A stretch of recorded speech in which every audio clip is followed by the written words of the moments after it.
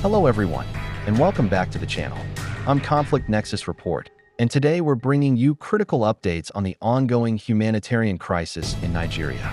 If you're new here, please subscribe and hit the notification bell to stay informed about important developments across the continent. What you're about to hear is deeply concerning, but it's important that we shine a light on these issues. In June 2025, Benue State experienced one of its deadliest attacks in recent years.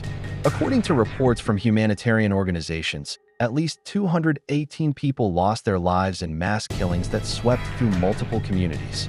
Nearly 4,800 residents were forced to flee their homes, leaving behind everything they knew. These weren't isolated incidents. Survivors describe coordinated attacks on farming communities, targeting civilians who were simply trying to provide for their families. Women, children, and elderly residents were among the victims. The displacement has created urgent needs: shelter, food, clean water, and medical care. Local organizations are overwhelmed, and international aid has been slow to arrive. If you want to help, I've linked verified humanitarian organizations in the description below. Every contribution, no matter how small, can save lives. But violence isn't the only crisis Nigeria is facing right now. In Niger State, nature has delivered its own devastating blow. Flash floods have destroyed over 265 settlements and claimed more than 200 lives. Entire communities have been washed away. Farmlands that families depended on for survival are now underwater, and the timing couldn't be worse. These floods come during the critical planting season, which means the impact will be felt for months to come. Without their crops, thousands of families face severe food insecurity in the coming months. Local officials say they lack the resources to respond adequately. Rescue operations are ongoing, but many remote communities remain cut off from help. Now, let's talk about what experts are calling Nigeria's looming food security catastrophe. According to recent projections, 33.1 million Nigerians, that's nearly 1 in 6 people, are expected to face acute food insecurity between June and August 2025. This is what's known as the lean season, the period between planting and harvest when food is scarcest. To put this in perspective, 33.1 million people is roughly the entire population of Ghana.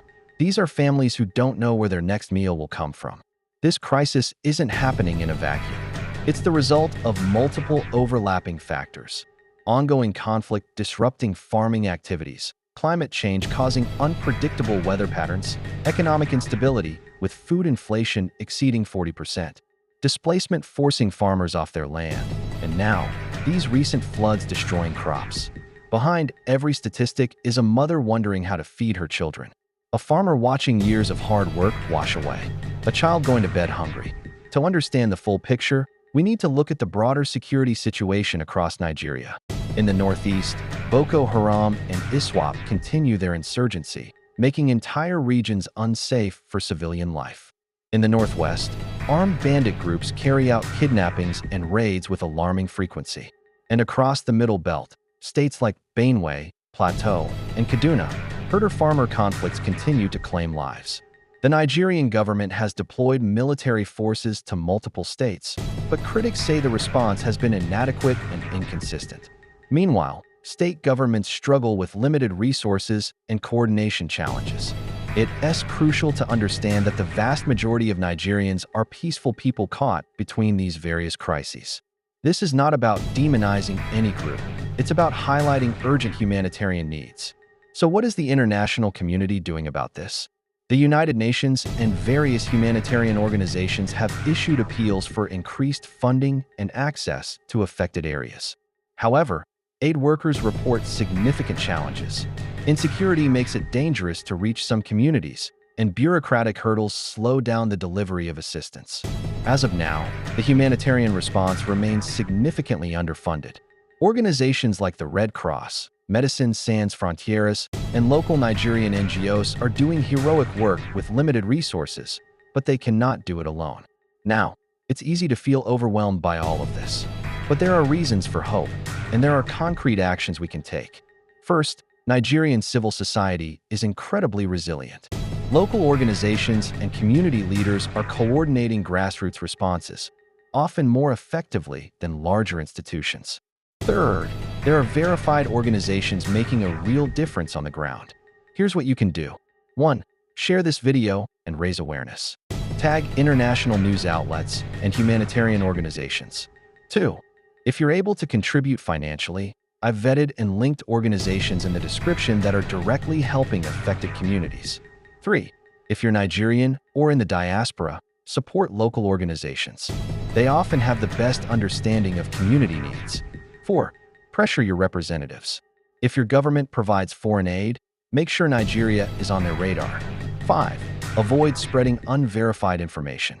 Stick to reliable sources. Misinformation can make crises worse. The situation in Nigeria is complex, ongoing, and deeply troubling. But silence helps no one. By staying informed and taking action, we can make a difference. I want to thank you for watching until the end. It shows you care, and that matters more than you might think. In the description below, you'll find links to verified humanitarian organizations, sources for all the information shared in this video, additional resources for those who want to learn more, and emergency contact numbers for those in affected areas. If this video provided value, please like it so YouTube's algorithm shows it to more people. Subscribe if you want to stay updated on African current affairs. And most importantly, share this with someone who needs to know. To everyone affected by these crises, you are not forgotten. Your stories matter, and we will continue to amplify your voices.